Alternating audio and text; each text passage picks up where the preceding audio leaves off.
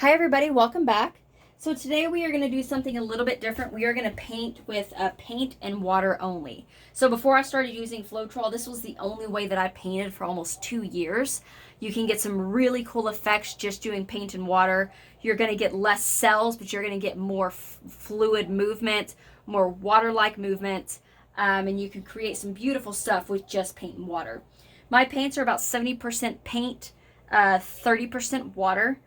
And one of the reasons to not paint this way is because it does take a lot more paint. In the white alone, I have 9 ounces of paint in the white alone, and that's quite a bit of paint. Seeing as how like a bottle like this is only 8 ounces, I used an entire bottle to make that one white. So economically, this isn't probably the best way to paint, but sometimes depending on the look you're getting, it is a really cool way to paint. My water does have this Liquitex Flow Aid added to it. It's a binding agent. It's going to help bind your pigments. The more water you add, the more you're going to break down your pigments. You're going to lose color, and you also have the chance of cracking. I have found that adding this to my water helps not get cracking and helps keeps my pigments binded. What we're going to do today is we are going to flood the canvas with white. And on one side, kind of going up, we are going to do a Dutch pour going up. And then I have a Mandalay elephant, a half-faced Mandalay elephant that I want to put on this side. So we are going to see what...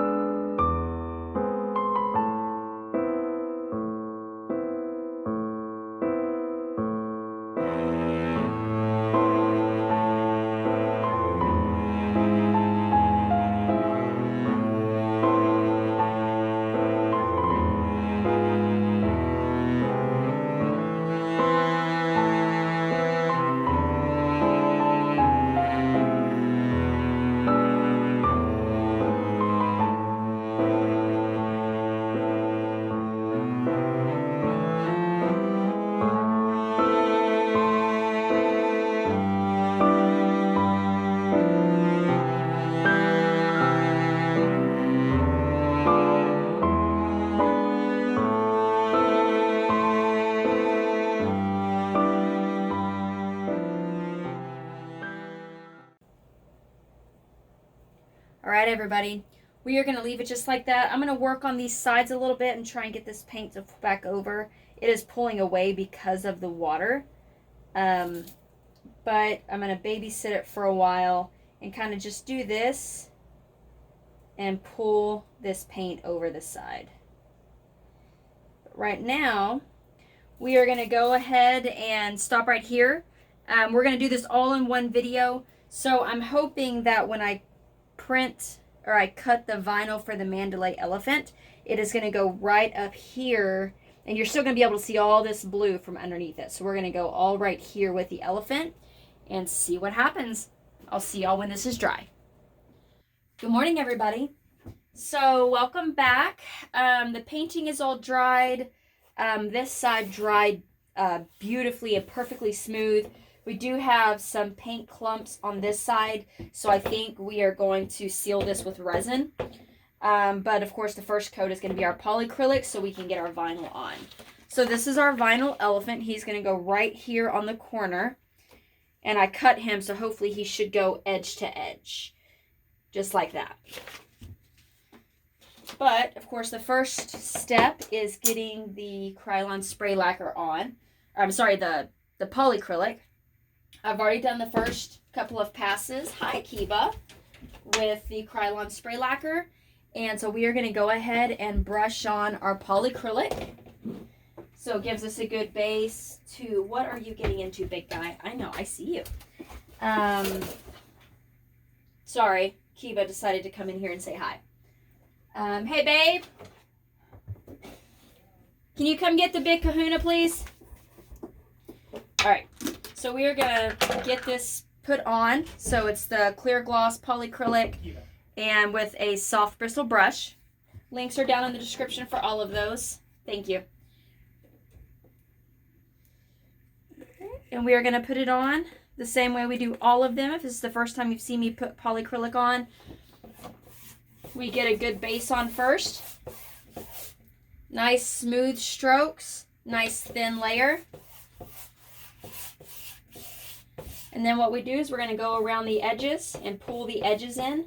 Sometimes when the brush is going around the painting, it can skip over the canvas and leave you holidays or open spaces. So this is going to make sure that we have everything covered. Okay, then we're going to go around the side, pull any drips that have gone on the side and make sure that we coat our sides. And then we're just going to do long, smooth strokes to smooth everything out. We're not putting any weight on the brush head. We're just laying it on the canvas and pulling it across. Nice and lightly. And that's going to give us good strokes.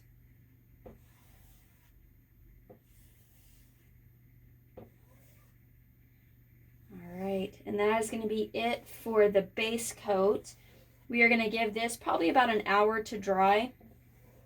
If you try and put your vinyl on too soon, then your transfer paper is actually going to pull up the polycrylic if it's not fully cured. So we're going to give this about an hour to dry, and then we will come back and we will put our vinyl on. See y'all soon.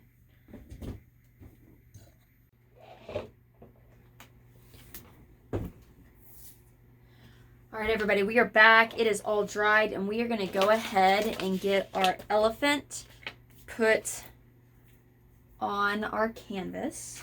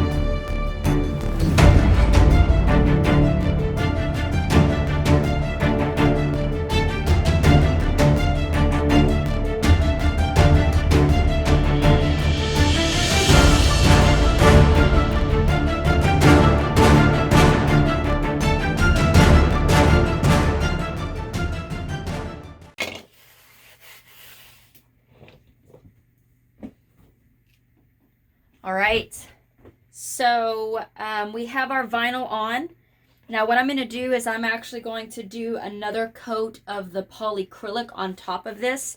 What we want to do is we want to seal all these edges on. If we tried to pour our resin right now, then there's a good chance that the resin is actually going to leak underneath the vinyl and lift it up. But because we put polycrylic down first, we cannot use the Krylon spray lacquer to seal it. So we have to do another coat of the polycrylic, and then we will come back and we will put on our coat of resin.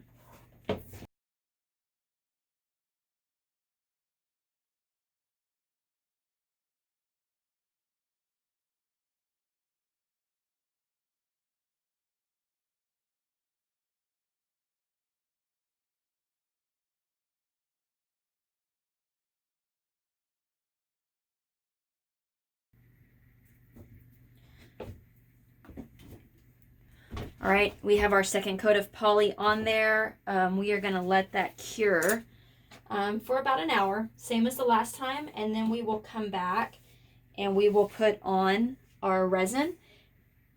And then I'm also going to show you, because this canvas does not have a backing, does not have a wood back, I'm going to show you how I help support the center of the canvas. So when I put my resin on, it doesn't all pull in the middle, because resin is going to pull that canvas down. So I'll show you how I support the back of the canvas, so that way we can hopefully get a nice, beautiful, even coat. So we will be back to work with resin. Hi everybody, we are back. Everything is dried. This feels like it's nice and sealed on. So what we're going to do next is we are going to put on our resin. We are using the Famo Wood Glaze Coat resin. I get it at, this box I get at Home Depot. It is a 1-to-1, so 1 part resin to 1 part hardener equal. But it is by volume, not by weight. So we are going to get our resin mixed up, but first I wanted to show you this. Because this canvas does not have a backing, a cross beam on the back, there's a chance that whenever we pour our resin that it's going to pull. It can weight in the middle and actually sink down, and it's actually going to pull into the center. So what I've done is I have this piece of 1/4" MDF, and I have 3 of these 6x6 ceramic tiles. And with this, what we can do is we can stack these up, and then we're going to put this on here. This canvas, I just have these push pins, these bigger push pins. They're jumbo push pins. I get them at Hobby Lobby. I think you can also get them on Amazon. And that ends up being the perfect height. So now that's as far as we can go. And so we're not going to get the pooling in the middle. So hopefully that's going to help give us a nice even level of resin coating. We're going to move the painting out of the way for a few minutes while we get the resin mixed up.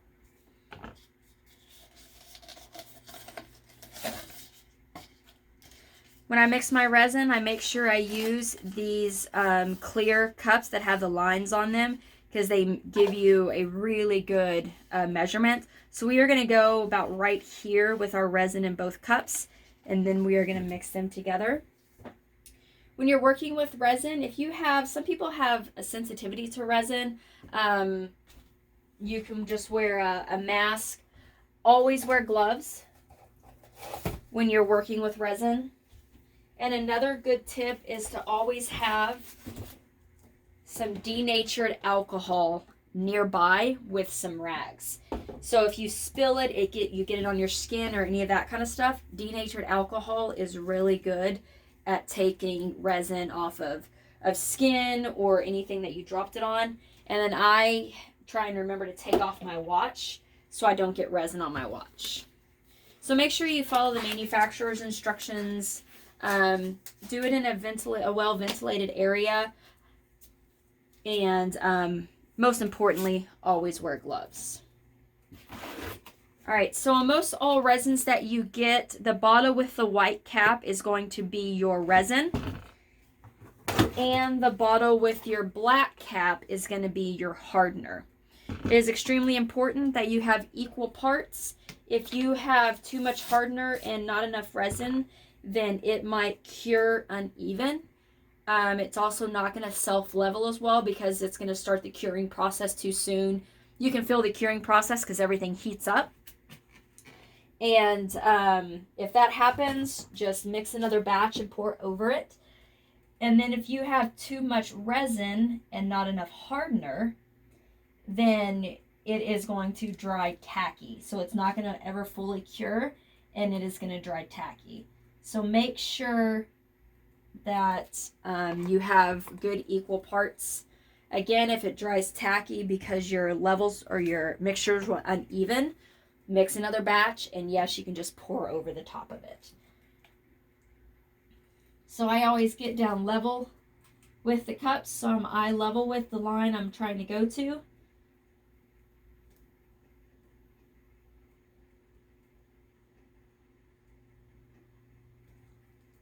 All right.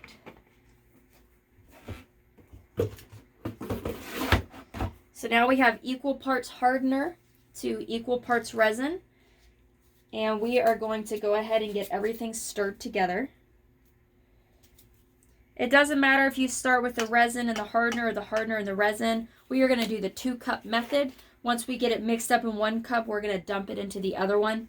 The reasons that you do that is when you're mixing your resin, especially when you have a lot of resin like this, there's a good chance that the resin that's in the bottom of your cup, so in this case, the hardener is on the bottom, there's a chance that it will not get mixed up, and then when you dump it on your canvas, you have unmixed resin.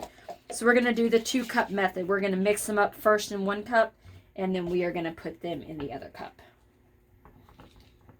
When I stir, I don't go around this way. I actually kind of do over under to try and pull that resin on the bottom up to the top. And we are going to stir for a few minutes.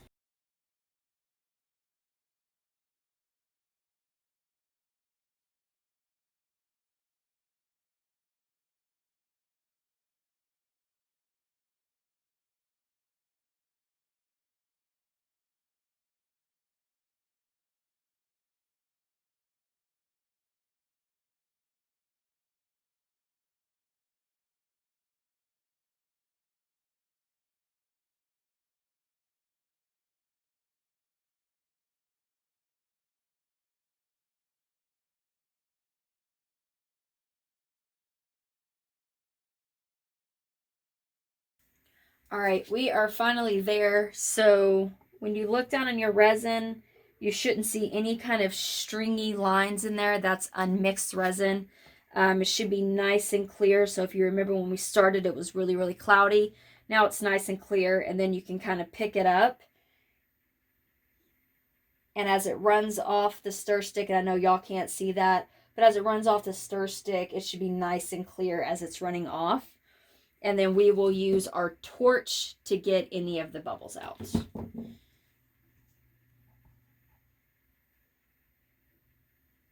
Make sure when you're mixing, you always scrape your sides and also scrape your bottom to make sure that you get everything mixed together. Okay.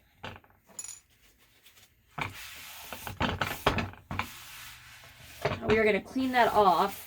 But then we're going to flip it over because we don't want it to stick to the bottom of our canvas. We're going to bring the canvas back over.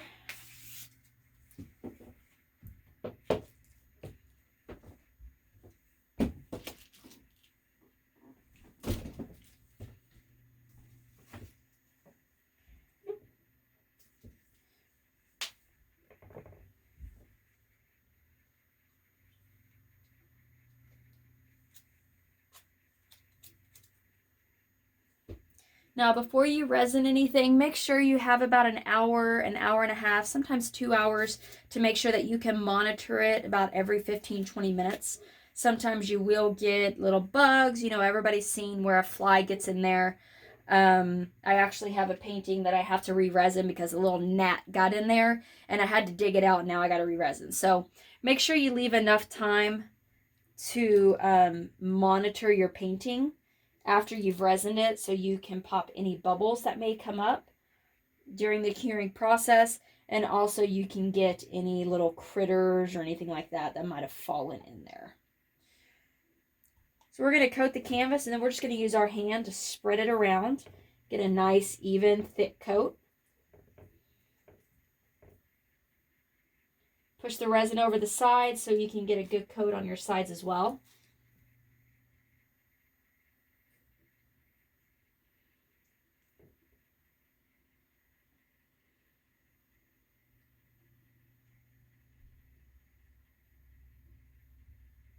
Especially the side that has vinyl coming over the side. Make sure that you get that covered.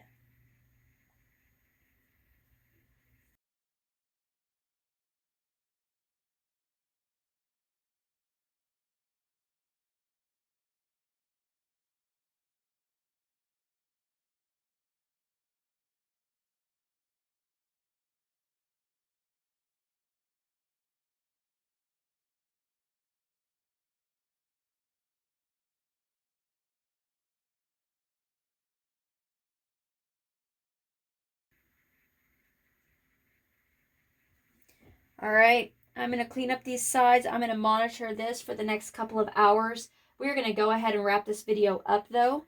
Thank you all very much for watching. If you have any questions or comments, please leave them in the comment section, and I will do my best to get back to you.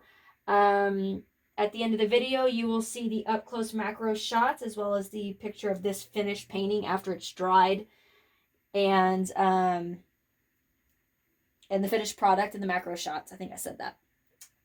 Down in the description, again, all the paint colors used, and also links to my Instagram, Facebook, Pinterest, Twitter, as well as my website, guidedbyfaithdesigns.net. I will be putting this elephant vinyl on the website. It will only come in certain sizes because of how tedious it is to weed, so it will only come in larger sizes. If you have any questions about what size you should use, just send me a message, let me know, or if you order it, just put the size of the canvas that you're using, and if you want the elephant to go from top to bottom. The biggest I can cut on this type of pattern is an 18 by 20, or sorry, 12 by 24, because that's the biggest my Cricut will cut one solid piece. And this is not a vinyl that you can break up into sections. And that's it. So let me know if y'all have any questions. Go check out my website, guidedbyfaithdesigns.net, and stay tuned for the up-close macro shots as well as a picture of the finished product. Thank y'all very much for watching, and as always, God bless.